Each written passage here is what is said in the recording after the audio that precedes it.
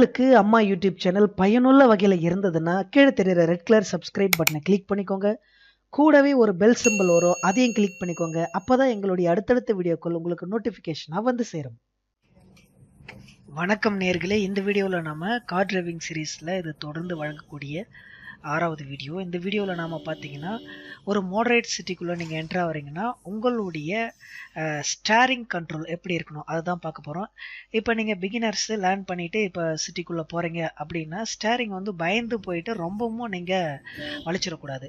Just ஸ்டேரிங்கை 2 கை மேலே வச்சுங்க. கட்டவரல் வந்து ஸ்டேரிங் மேலே இருக்கணும், கட்டவரல் வந்து ஸ்டேரிங்க்கு உள்ளே வச்சுக்காதீங்க. இது டிரைவிங் டிப்ஸில் இதுவும் ஒரு டிப்ஸு. ஏன்னா திடீர்னு வீல் பஸ்ட் ஆயிடுச்சுன்னா ஸ்டேரிங் சுற்ற ஆரம்பிக்கும். ஸோ அப்போ கட்டவரல் உடைய வாய்ப்பு உண்டு. ஸோ அதனால் நீங்கள் எப்பவுமே என்ன பண்ணால் கட்டவரில் நீங்கள் எப்பவுமே ஸ்டேரிங் மேலே தான் இருக்கணுமே தவிர ஸ்டேரிங்குள்ளே அப்படி 2 கை இறுக்கி பிடிச்சிக்கிற மாதிரி அப்படிலாம் ஓட்டக்கூடாது. சரி, இப்போ சிட்டிக்குள்ளே நம்ம போகிறோம். ஸ்டேரிங் கண்ட்ரோல் மட்டும் பாருங்கள். குறுக்க பஸ், குட்டி பஸ் போகுது, ஆட்டோ, வேன்ஸு நிறைய வருது.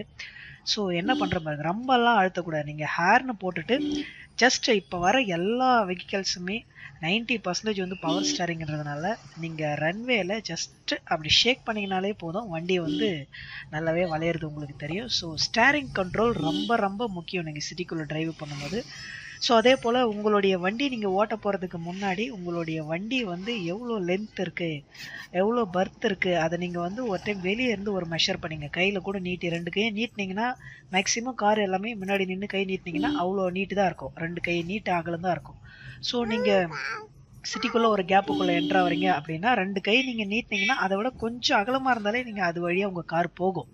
ஸோ பயப்படாமல் நீங்கள் என்ன பண்ணலான்னா ஒரு 3rd கியர்லேயோ ஒரு 2nd கியர்லேயோ சிட்டிக்குள்ளே நீங்கள் தாராளமாக மூவ் பண்ணலாம். ஸ்டேரிங் கண்ட்ரோல் இவ்வளோ தான் நீங்கள் பண்ண வேண்டியது. ஜஸ்ட்டு நீங்கள் ஷேக் பண்ணிங்கனாலே போதும், வண்டி நல்லா வளைய ஆரம்பிக்கும்.